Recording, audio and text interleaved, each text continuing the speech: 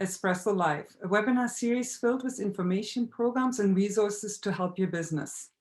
My name is Mishka Balsam, and I'm the CEO of the Greater Niagara Chamber of Commerce. COVID-19 is having an unprecedented impact on individuals, and while our number one focus is the slowdown of the virus, at the same time, our economies are in shock. Times are uncertain, and it is clear that no government or organization has all the answers. We are encouraged by the innovation and creativity shown by businesses that have been able to adapt their operational model to online and alternate methods of delivering services and products. While thousands of businesses have moved into temporary home offices, closed their locations, significantly decreased their sales, and as numbers indicate, let go of staff, these same businesses are asking, and what now? Dr. Jeffrey Moore had a quote and it went like this: "Without big data, you're blind and deaf in the middle of a freeway." And that is probably how many businesses are feeling today. In times like these, we're longing for data to define the vast spectrum of what recovery looks like, when it will take place, the short and long-term impact on household income, and so much more. To provide us with some data and insight on Niagara's labor force and the impact that these past few weeks had on local businesses, we are joined by Adam Durant, Operations and Research Manager with Niagara Workforce Planning Board, and Blake Landry, Manager of Economic Research and Analysis at the Region of Niagara. Adam and Blake, thank you for joining us. Both panelists are tapping into the latest Stats Canada labor force results, as well as the extensive survey conducted by the region in partnership with Niagara's 12 municipalities. But before we get started, today we're utilizing Zoom technology, and you as participants are currently on mute. You're encouraged to interact with us directly, ask us questions, and there's two options to do so. You will see on the right-hand side of your screen the symbol of a hand. By clicking that, we know that you want to ask a question and we'll unmute your mic. Please watch for it. And the second option is that there is something called chat. It's a field where you can type in your question and we can see it and we'll do our best to get to it. And lastly, we've also received via social media and email a number of questions, and we're very committed to get through most of them today and in this next upcoming hour. So let's get started. The first question, it was emailed to us, but it was the same question that was asked by a few companies, and I think it's a really good one to start out with. Businesses who, for the most part, depend on Niagara-based customers are trying to assess the economic implications of COVID-19 in Niagara. When we look back at the past 4 weeks, we can say that which was true in week 1 was fully out of date in week 2 and moving forward. Both of you deal with data day in and day out. What are some of the data reports that might be helpful for an organization or even a municipality to tap into for more information? Adam, if I can ask you first, and then Blake, if you want to take it from there. Adam? Sure. Thanks, Mishka. Good morning, everyone. Thanks for joining us today. I think we want to look at data that's going to be timely and reliable first and foremost, which means we really need to be considering the sources that we're going with. So anything that's coming out of Stats Canada's daily publication, which ironically enough is called The Daily, is basically going to be your gold standard.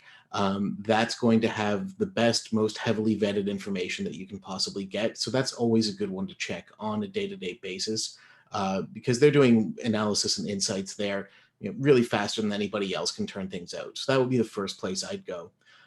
Following that, looking at any of the economics arms of any of the major banks, those are always good to check as well. They're the ones that are going to be giving you the forecast. Now, a forecast that is good on a Monday, by Friday might not be quite so good anymore, just because that's the pace at which things are moving. But any banking institution or any financial institution that has an economics arm that's doing usually monthly reports, those would be the ones where you want to look at if you want to get a sense of future-focused data and what the projections are probably looking at. Blake, why don't I throw it over to you on that and let you jump in? So I typically work with Statistics Canada data as well as data from the Conference Board of Canada. So it's usually released on a monthly or quarterly basis. Since this COVID situation is changing so rapidly, We don't have a whole lot of economic data in terms of, investment values, export revenues, that sort of stuff that we typically get on a quarterly basis. I suspect that by July, we'll get some very reliable economic data that will actually show us what has occurred, during the first 2 quarters of the year. Then we'll get a really good sense in terms of the economic impact. That said, since there is a data lag, the Niagara Economic Rapid Response Team, which includes the Niagara region and the 12 municipalities, we actually conducted our survey called the Niagara COVID Business Impact Survey. So we actually surveyed 10,000 companies. Well, we reached out to 10,000 companies, got about 2,600 responses. So we've actually produced a report that has a lot of this information. Given the lack of data at this time from the reliable sources, this is the next best thing in order to assess the situation. The report will be available publicly either later today or tomorrow. And it really captures the first few weeks of the COVID impact. I appreciate both of your responses and the sources of really valuable data and information that is available to businesses. There's a follow-up question that has come in, and I thought it's a good time to ask it at this point while we're talking about it. And it's one of a business is asking, can they draw a comparison to the 2008-2009 recession, and should they rely on data and business impacts that happened at that time? Is it a good comparison or not? And maybe Adam, I'll pass that on to you. Sure. So this is a really great question, and it's one that we're working with at the Workforce Planning Board. We're trying to find the bellwethers for comparison. Do we look at SARS? Do we look at 9/11? Do we look at the 08-09 recession? And I'll turn to something I read from the Director General of the World Trade Organization. I think it was last week he published this report. And what he said there was that this is different from the 08-09 recession in that there was still labor mobility during that recession. There was an economic downturn, but we still had a workforce that could come to work. There weren't barriers either, municipally, let alone international barriers to the mobility of labor. So in some ways, his thoughts were that we're in a completely different place now with this than we were with 08-09, just on that alone. The other issue to think about in comparison is that unlike 08-09, this situation has shut down entire sectors of the economy.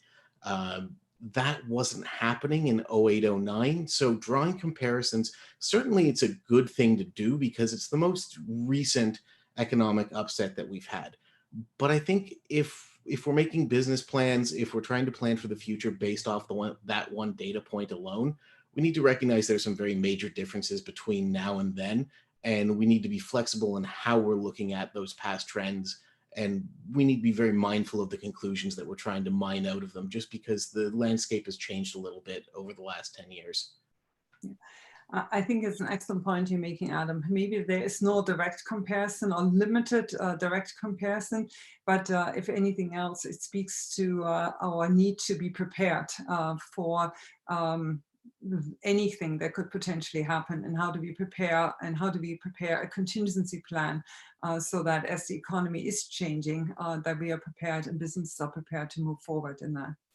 Blake, you had mentioned this study, the business survey that the Niagara region and the 12 municipalities conducted to get a pulse of the community. I have to say, I was so pleased when I saw that it was coming out or that you were conducting it, because a lot of what we hear currently is global news, international news, and or national ones, provincially maybe, and to a lesser degree, a sense of the pulse of the community. I think you had a great uptake in it, and you had indicated the number of businesses that are taking part in it.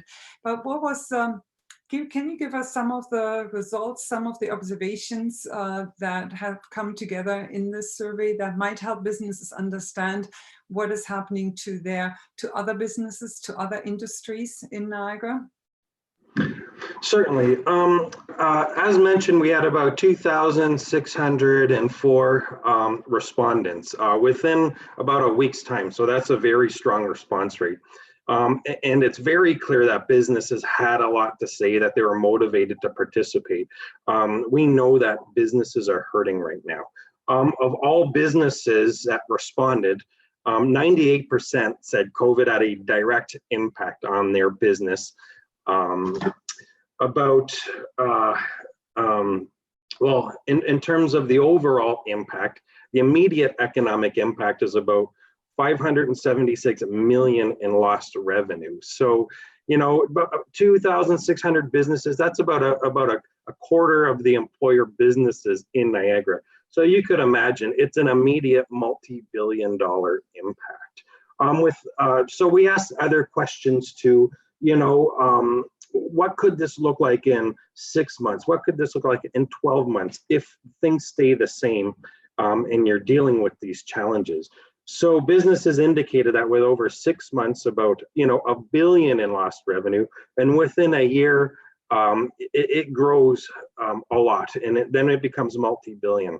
It's important to note that the entire gross domestic product for the Niagara region is 17 billion. So we're talking about, you know, a huge portion, if not a majority of GDP. So the economy is really hurting. And when we talk about it from, you know, an industry sector perspective, the immediate impacts were felt with companies that rely on kind of the gathering of people. So sectors like accommodation and food services, arts, culture, recreation, retail trade, they felt the brunt immediately.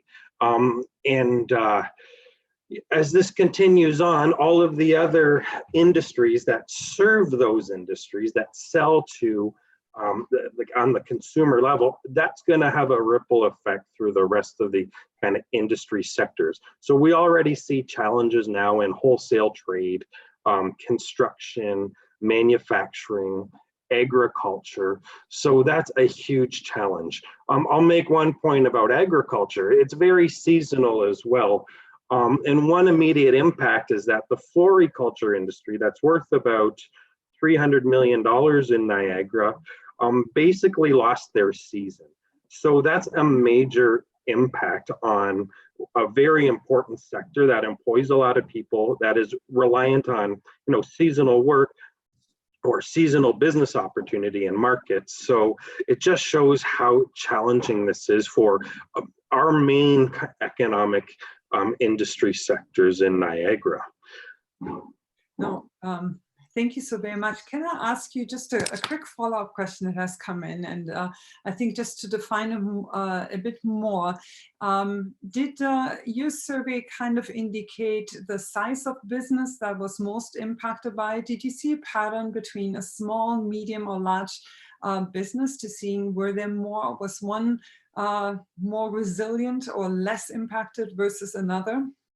Yeah, actually, that's a very good question. And we did do that part of an analysis. They were all impacted just in different ways. A lot of larger companies had existing revenues and programs where employees could work from home, where they could take a day-by-day approach to assessing what's the impact on our business. However, we heard from a lot of small businesses that are owner-operated, and my heart really goes out to them. A lot of them just, you know, cannot continue on without revenue. So a lot of those small businesses just didn't have the savings or the consistent revenue generation to be able to sustain those businesses. So I know many have indicated that they have temporarily closed. I actually I've heard from many that have had to permanently close, and that's because they just didn't have a big enough runway to sustain the business during this downturn, immediate downturn. They just weren't anticipating this. So it does make a huge challenge for the economy. And I just want to make a mention, when you compare this to the economic downturn of 2008, 2009, during that time, we were already dealing with some industrial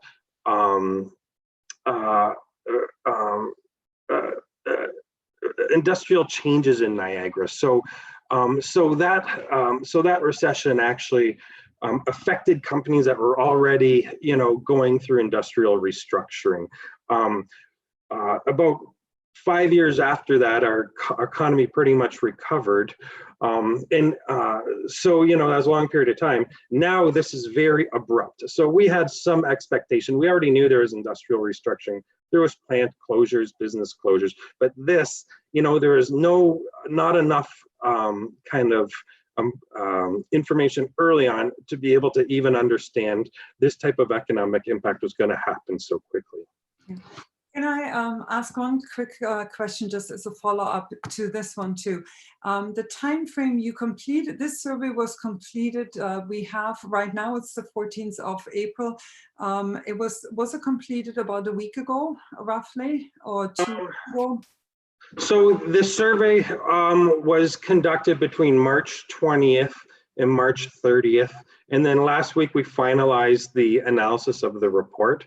So, we want to get it out as soon as possible because, it does have a very short shelf life. And the findings of the survey are already a little bit dated because, as things progress, more industries are being affected. The government is making new measures regarding physical, social distancing, that sort of thing. So I suspect that it's probably worse now than what we found in this survey, but we do have plans to go out in about another month to do another snapshot and get those results out there quickly so that we have current information to work with. Yeah.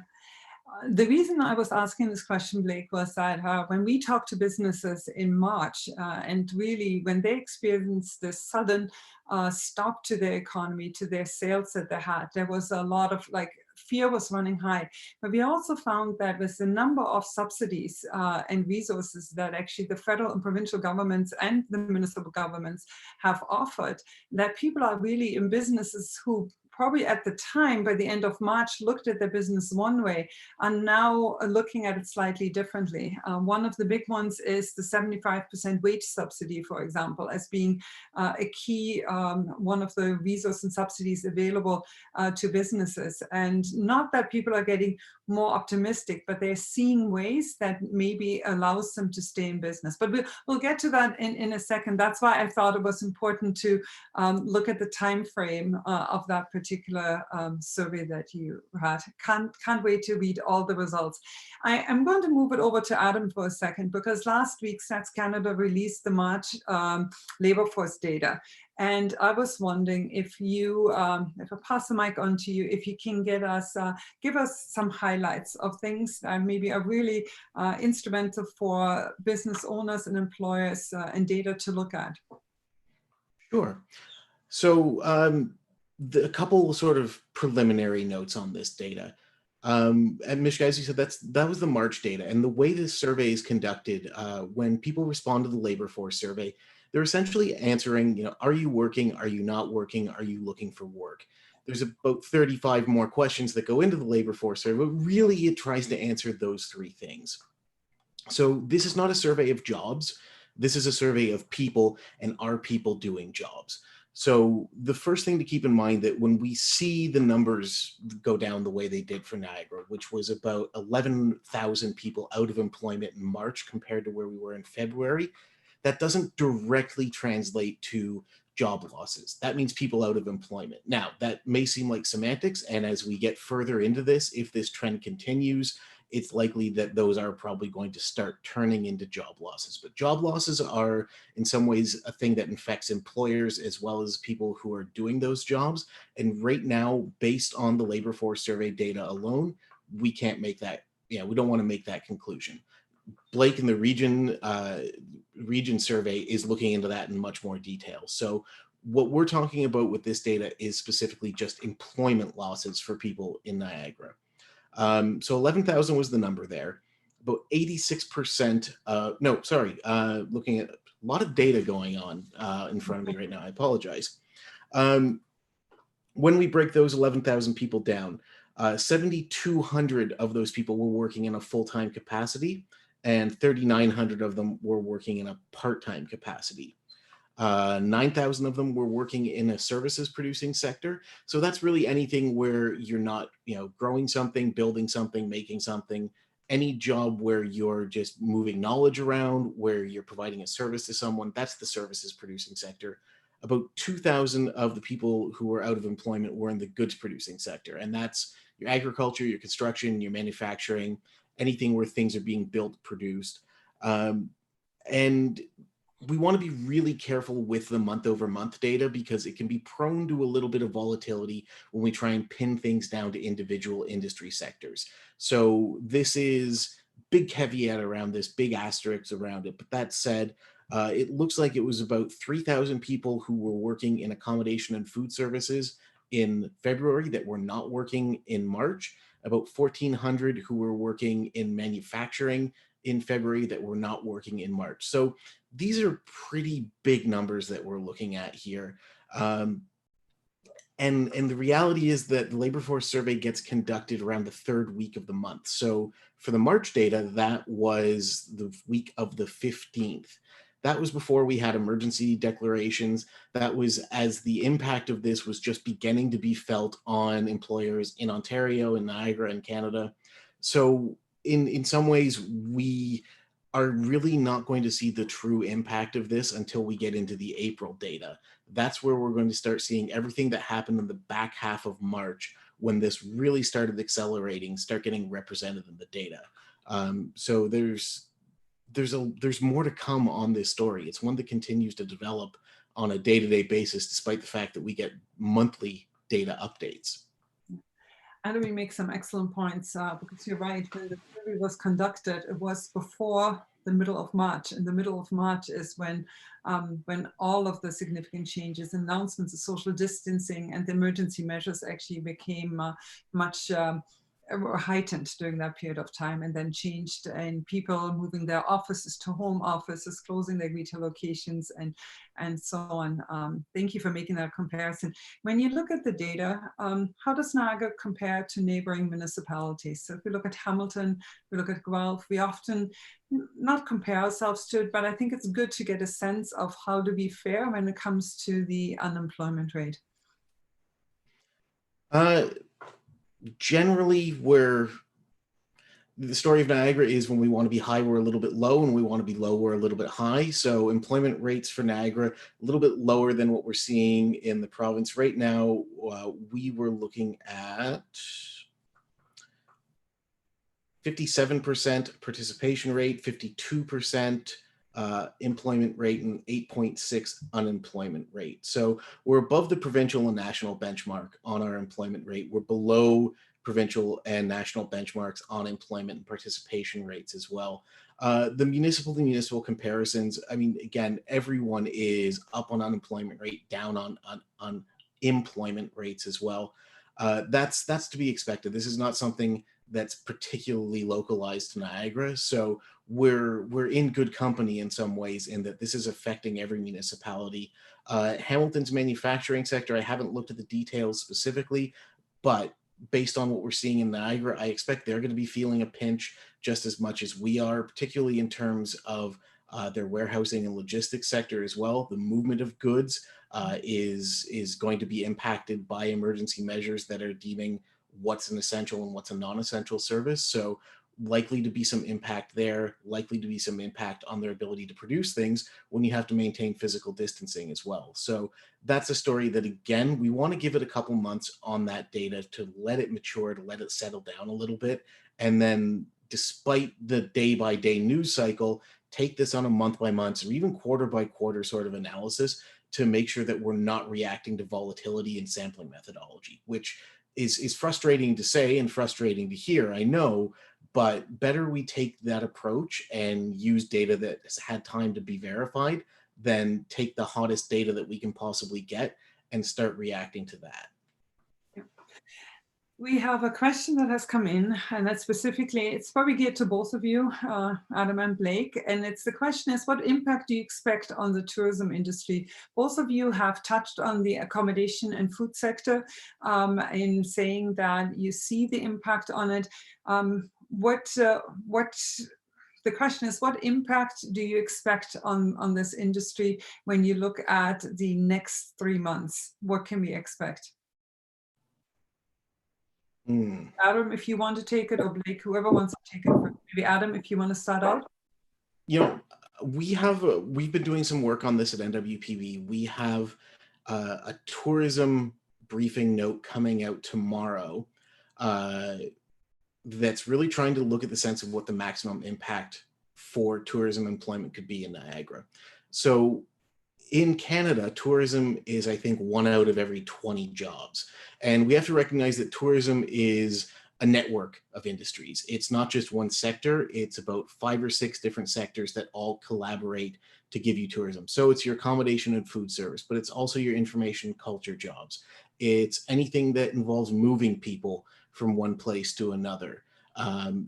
These things all start coming together. Anything where you have sports, entertainment, music, all of these things come together to build a network of what tourism jobs is. Tourism jobs are, rather. Canada, it's about 1 out of 20 in tourism. Niagara, it's about 1 out of 10.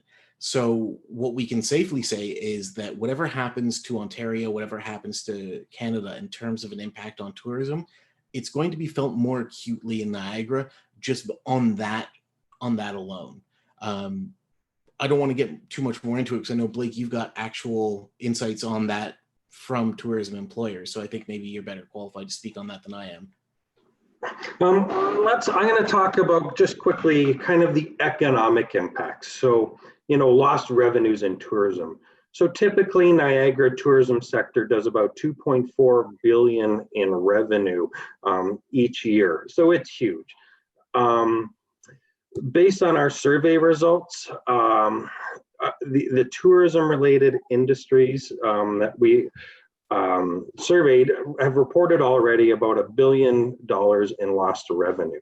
So that just provides kind of context in terms of how detrimental this is going to be in tourism.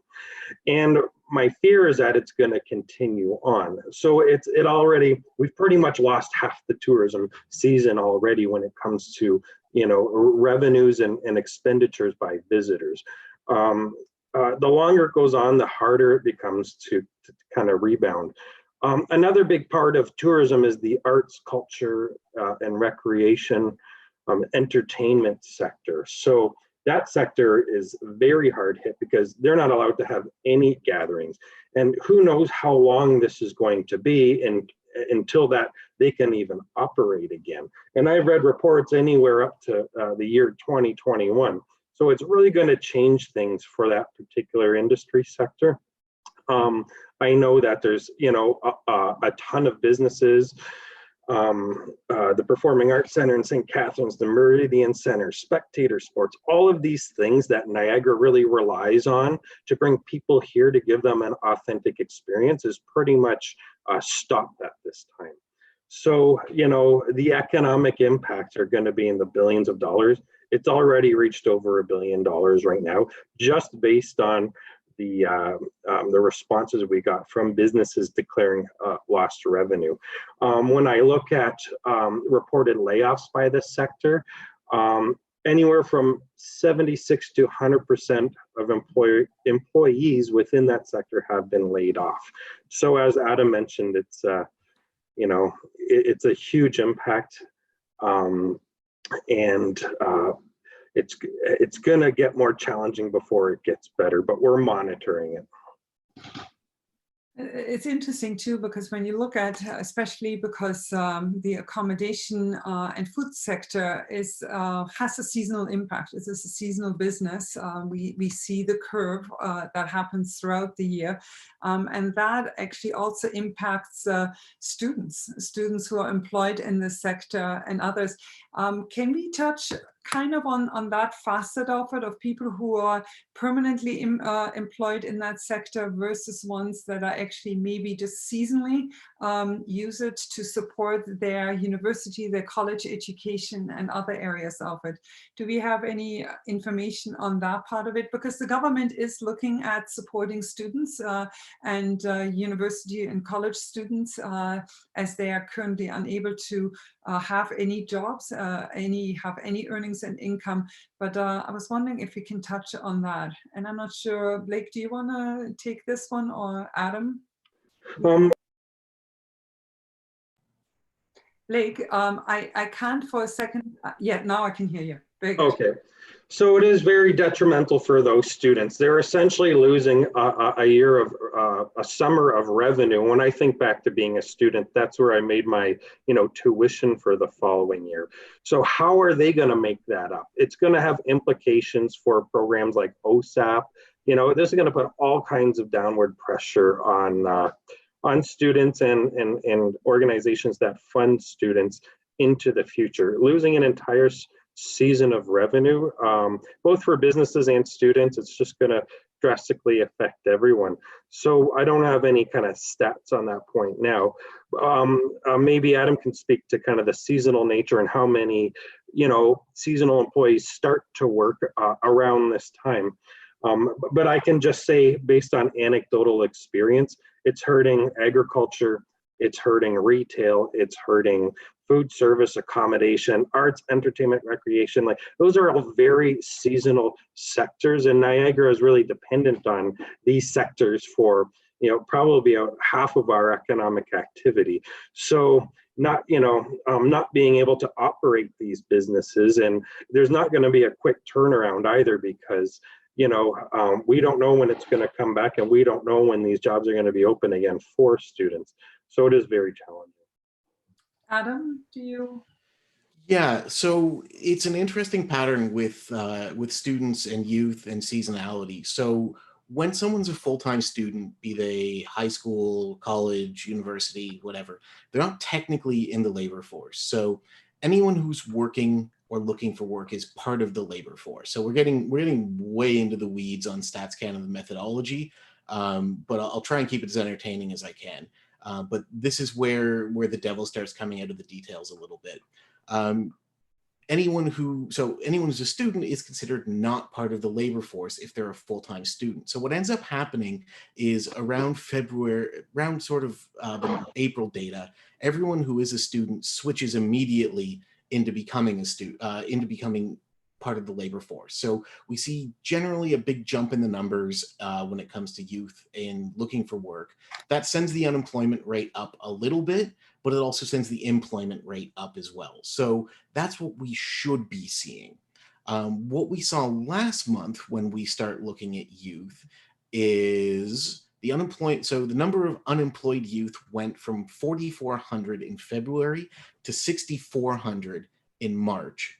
But the number of employed youth went from 26,000 and some change down to 24,000. So we saw 2,000 more people basically go out of employment, 2,000 people go out of employment, and 2,000 more people listed as unemployment. So that's a pretty strong relationship there to suggest that this isn't the normal pattern. This isn't people coming out of university or post-secondary training and going into the labor force. This is direct exits out of the labor force. We now have a youth unemployment rate that's about 20.8%. March of 2019, it was 11.2% for context there. So this is the start of something that's probably going to prove challenging for youth labor force over the course of the summer. There's data coming out from the Canadian Centre for Policy Alternatives this morning that talks about who's getting their hours reduced. And generally it's people who are making between $14 to $17 an hour. So your starter jobs, your summer jobs, that's where we're starting to see some of the most impact from employment changes emerging out of COVID-19. And that doesn't augur well for the months to come. And really neither does data on that front. Now, there's always a chance something dramatic could change. We have policy coming down on a day-to-day basis that could start impacting this. I know last week there were changes announced to the Canada Summer Jobs Program that increased the amount of support employers would receive for bringing on a student. I don't know what the exact numbers were. I think it was close to 100%, I think, in terms of compensation for employers. And there was talk of extending Canada Summer Jobs into December. So basically start of it in the summer and then extend the job into the rest of the calendar year, with the understanding that the educational cycle for our students is likely going to be disrupted in some way as well. So even though the numbers do not look happy right now, it doesn't mean that there aren't actions coming down the road that aren't going to try and mitigate some of this and aren't going to create opportunities as well. But as Blake said, this is probably, a sign of things to come for the immediate term at the very least. Yeah. Makes sense. Yes, you're right, Adam. Last week, the federal government talked about expanding the Canada Summer Job Program. I think it meant for Niagara that we would have an additional 1,000 jobs for youth, 15 and over, that is available here.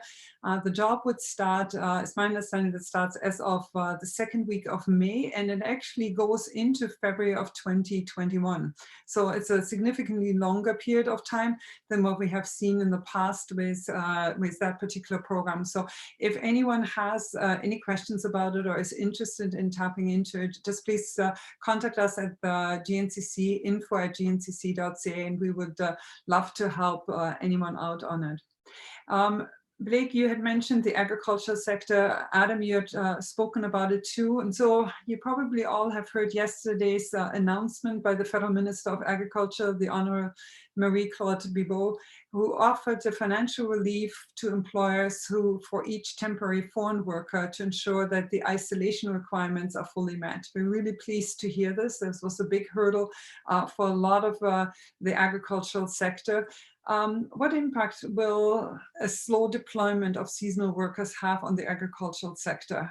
We heard at the beginning of March that around 40% of seasonal workers and temporary foreign workers were in Niagara. And then there was a question for a period of time if they were allowed to come into Canada. It was agreed upon, and here's now financial relief given to employers to ensure that the temporary foreign workers are safe as well while they are in the 2-week isolation period of time.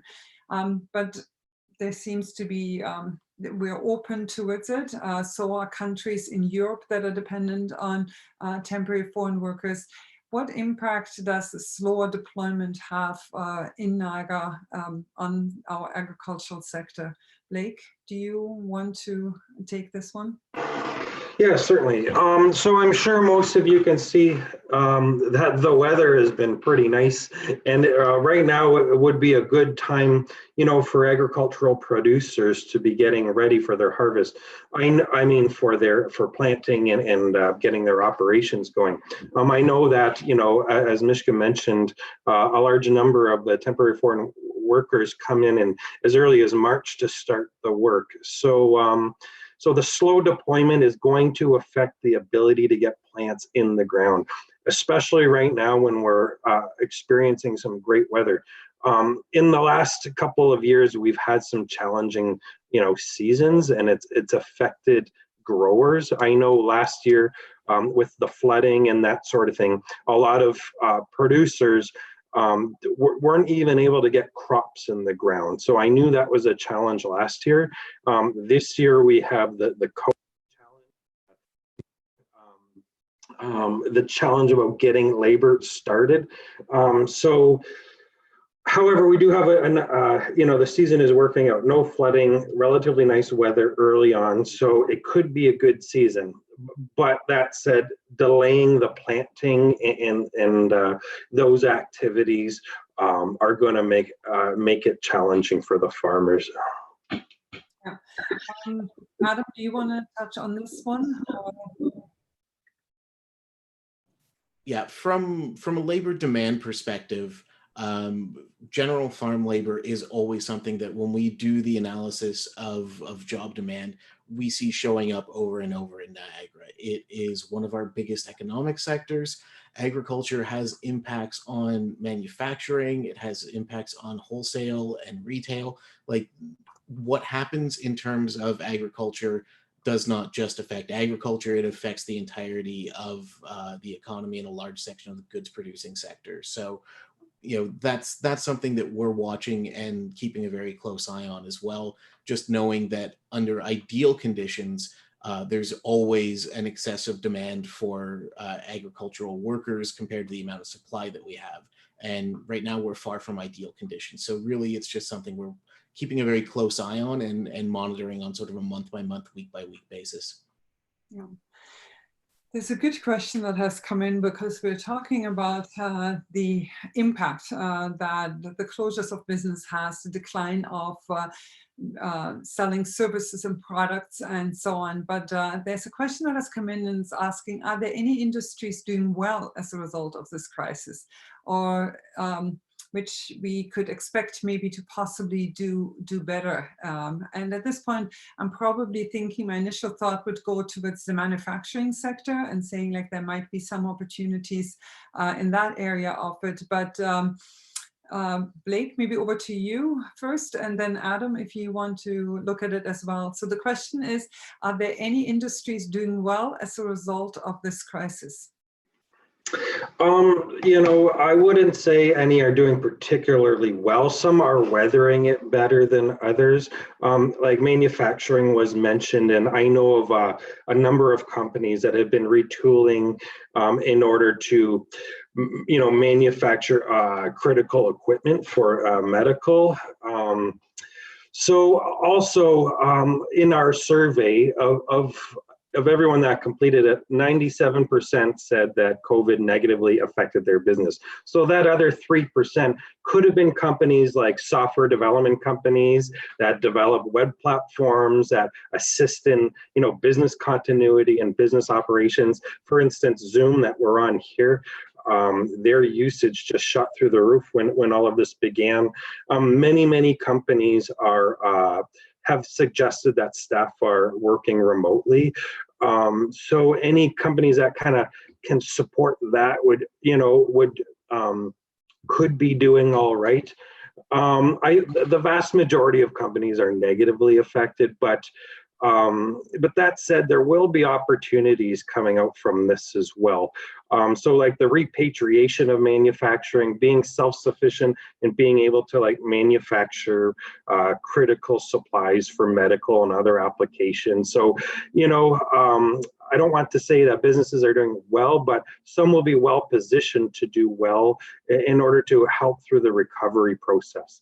Manufacturing, again, not necessarily doing well, but they're doing what they can to support, the cause. Like Dillon's Distillery is making hand sanitizer. I know of companies making other metal equipment. Moyer's Apples has a new startup. They have a technology that sanitizes apples. So they developed it during a listeriosis crisis, and now they're redeploying that technology to, sanitizing medical equipment. So, so there are some positive stories about companies using this as an opportunity to innovate, mostly out of necessity now because we need these services. But I think we'll see more and more of these bright entrepreneurs coming up with ideas and maybe iterating or deploying technology that they use for other applications into these applications to help other companies through COVID. So I did find a number of those examples in our survey findings, and that was really good. It shows the resilience of the business community and really the entrepreneurial spirit, that when they see a challenge, they're very solution oriented. I couldn't agree more with what you said, Adam. We hear from so many businesses that have adapted their model in being able to actually meet the needs that the province and the country has right now, and they're flourishing it. Sometimes when our back is against the wall, we become very creative and very solution focused. And so it's really good to see. And it brings out in many ways the best in many people. So it's good to see. Adam, not sure if you wanted to take this question as well. Sure. Yeah.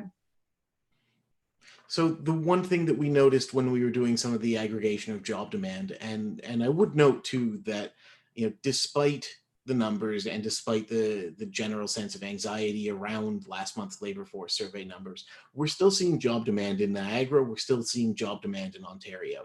It's about 50% of where it should be if we look at last year as our benchmark. But I mean, that we have to make some concessions to the inevitable of what physical distancing is asking of us.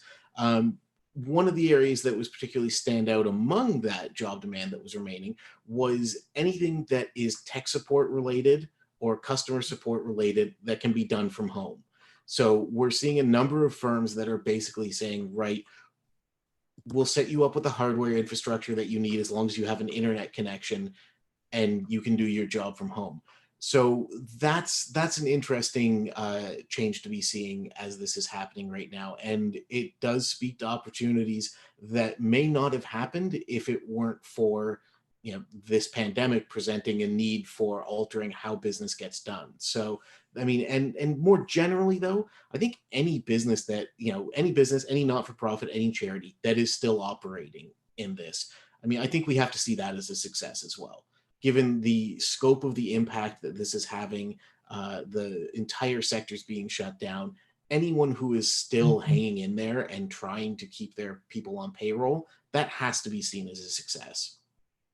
I agree with you actually on this one. And honestly, we have to also congratulate all levels of government with the speed at which they have come forward with some of the subsidies that actually makes businesses look at their business model and saying like, you know what, we can actually carry this for the next 3 months or 6 months. We are okay with a slow integration back into the marketplace and we can set our business up for it. We talked a lot about the impact Niagara-wide or by industry sector. We talked about accommodation, we looked at the Niagara-wide, we looked at youth employment and some other areas of it.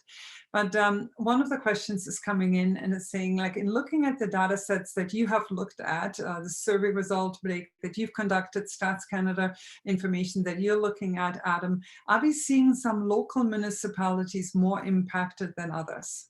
And I think it's probably a fair question in light of maybe some of the sectors that we're talking about, such as accommodation and food sector, are more prevalent in some municipalities than there are in others. Have your stats so far seen any impact on a different impact by municipality? Anything that stands out? Adam, do you want to take it? I don't have a lot to say on this because the quickest tool that we have that gives us municipal job and employment data gets updated every 6 months. So these are tools that were designed for basically fair weather labor market conditions, and we don't have those right now. So we can do some of the mathematical estimates based on sector concentrations. And again, anywhere where we know we have strong tourism economies. So Niagara-on-the-Lake, Niagara Falls are the two that stand out immediately. We know that, you know, based on the math alone, that's where we would likely see the impact. But that's mathematical modeling. I think probably better to just go with what employers are telling us through the rapid response survey right now and let Blake speak to that than go down the well of modeling and forecasting at this point. Okay. Blake, you want to take it from here? So as Adam mentioned, Niagara Falls I did do a little bit of analysis for them, and they've been particularly hard hit because they are a premier destination for tourism in Canada. So they do typically have like more of those jobs in their municipality. So they were disproportionately hit harder. I can say the same for Niagara-on-the-Lake, especially because they still have a lot of floriculture producers and greenhouse producers who pretty much lost a season. So, you know, they're gonna feel those impacts. I think Grimsby and Lincoln as well have very strong floriculture industries and agriculture. So they're experiencing those impacts too. You know, I believe everyone has been affected because all of the municipalities have accommodation, food service, arts, entertainment, recreation, retail trade, wholesale trade. So everybody's been affected, but the ones that kind of catered more towards specific sectors because of their geographical characteristics, you know, and some of their traditional industry sectors. It's clear in the results that they were hit a little more harder than the ones that don't rely as much on specific sectors. Yeah, that makes sense. I'm going back to one of the questions that we had in beforehand, and this is coming in from one of our participants, and she's asking about the Canada summer jobs again. And are they going to reopen the application currency, like all the applications, or are they mainly going to look at the ones that have previously applied? And it is our understanding, Julie, I just wanted to let you know that they're looking at identifying essential service organizations and trying to fit those Canada summer jobs in those particular organizations, and that could offer youth jobs there. And so it's not dependent on who previously applied or not. It looks to us, and our understanding is that it's a general reopening of the program. So I just wanted to take a moment to answer that. And I don't think it needs to go back to our panel. I think it was just one particular questions that we needed to ask. One of the question is very specific, and this is looking at the percentage of workers currently working from home, maybe in fact remain working from home even when the economy is opening up again, or back when the businesses are starting out again.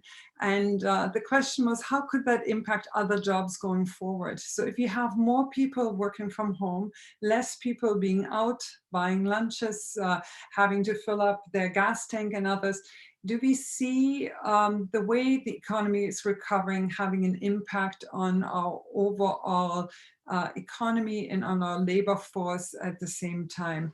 Adam, do you want to take a look at that and looking at people working from home versus driving to an office, driving to a specific location? Yeah. So this is one of those areas where Stats Canada doesn't provide us with a lot of insight. So we don't have great data on what that ratio of remote workers to non-remote workers looks like. I think maybe it's kicking around somewhere at a federal level. I don't have it in front of me right now. I wasn't able to find it in advance of this meeting. The answer may still be out there. That said, NWP last summer did a workforce survey to try and fill in some of those gaps that we don't get out of Stats Canada survey. So we pushed it out to all of Niagara. We tried to get as many people to complete it as we could, self-employed, regular employed, unemployed. We're likely going to be pushing out a version of that again this summer. Obviously, we want to be able to do year-over-year data, but at the same time, we don't want to push the exact same survey out because that would present as a little bit indifferent to the situation we're in right now. So one of the things that we do sort of have in the slate to look at with this revised survey is getting a sense of, did the nature of your work change 2020 versus 2019? So remote work is going to be a part of that. Anyone who has had the number of hours they're working reduced is going to be a part of that. That's going to be an essential piece for letting us get into a better understanding of where the knock-on effect is.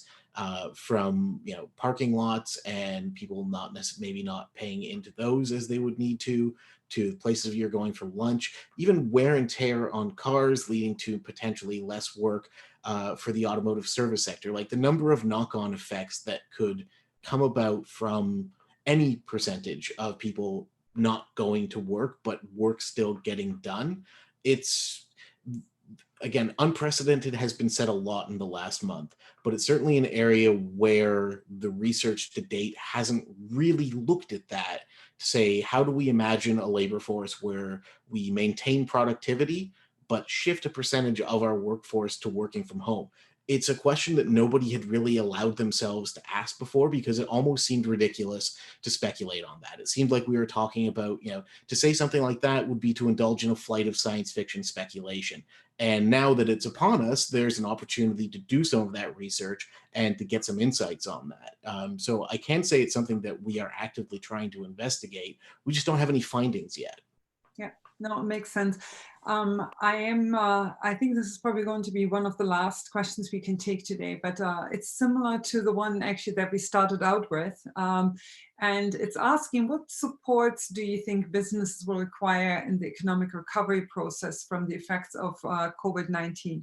And in this particular case, they're probably looking less at the overall support that is there, the subsidies, the industries that we need to support, but they're looking at data specifically. What data do we need to look at? Do we need to ask Stats Canada for? Do we need to look at locally to support businesses in being able to plan for the next 3, 6, 12 months? And Blake, what do you think is really needed? What are the plans for the region in assisting NAGA businesses in providing them with data? So we actually captured some of this data in our survey, and most of the supports needed are financial in nature. So things like debt payment deferral, financial supports to return or retain employees, bring them back on, interest-free loans, wage subsidies, that kind of stuff. So that's pretty expected. I believe as well that companies could require technical assistance to get their operations back to where they need to be, and supports going forward to help them kind of insulate for things like pandemics and other economic shocks going into the future. In the survey, we asked too, like, what other activities are you doing during this time within your business? And a lot of businesses, I was very surprised to see a lot of businesses are actually working on their businesses right now. So revisiting their business models, do some business planning based on certain scenarios going forward, re-looking at their supply chains, looking at new technology. So I think that we will need support, technical support, to help these companies be able to start using these technologies and opportunities to insulate themselves going forwards. I know that a lot of companies also have trouble paying rent now. So companies, are still obligated to pay their commercial rents. So I believe maybe aid to commercial landlords that would waive or reduce rents to their tenants could help. Stopping things like, commercial lease lockouts, advocating to the banks to defer debt payments with no interest. Other things like easing property taxes, utility payments, and sharing those services or those savings, with their tenants. So I believe those are, important measures that can help businesses immediately. But I think in terms of the recovery, we all want to get back to work. There was another question about working remotely, and speaking anecdotally, I can't wait to get back to work, and I can't wait to resume my couple times a week going out and getting lunch and supporting businesses. So I think a lot of people will be eager to actually return to work and resume our lives, because we're social beings, and that's where we do a lot of our socializing. So that said, financial measures are very important, but I also think insulating companies going into the future so that we're all prepared for these types of shocks, because I don't think this will be the last time we have this type of experience. Now we're seeing either some form of epidemic or some type of economic disruption every few years. If you look back to H1N1, the economic collapse of 2008, 2009, SARS. So we seem to be having some type of crisis every few years. So I think it'll be important for us to work with companies to help insulate them so they can, continue business when we have these shocks. Yep. Good point. Adam, just in wrapping it up, any data that would assist businesses that could help them out in any additional data? I know that NAGA Workforce Planning Board is working on a couple of sets that could be critical to businesses. Yeah, so Honestly, this is such an interesting time that we're living in. I think the only message I would say is that the best data we're going to get is the data that we produce collectively as a region, as community of businesses, not-for-profits, charities, everyone.